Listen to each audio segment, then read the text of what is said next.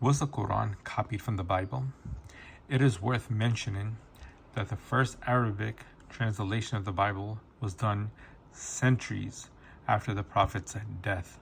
From an Islamic point of view, similarities between the Qur'an and the Bible, especially historical stories such as that of Joseph, Moses, and Jesus, stem from the fact that both scriptures came originally from the same source, divine revelation.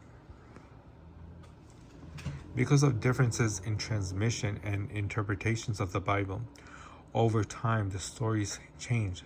The Quranic narratives now appear slightly different. For example, unlike the Quran, chapter 20, verse 120 to 122, in the book of Genesis, Eve was tempted to eat from the tree, and therefore she is to blame for the fall. Also, according to the Quran, chapter 19, prophets are infallible of sin.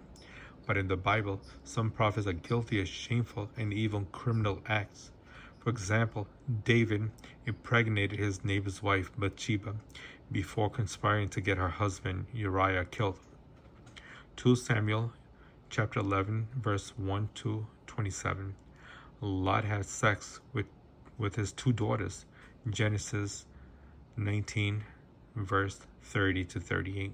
And Noah got drunk and naked, Genesis chapter 9, verse 20-21. Some biblical stories are not in the Quran and vice versa. For example, the biblical story of Isaiah is not in the Quran, while the story of Moses and Al-Khidr mentioned in chapter 18 of the Quran is not in the Bible.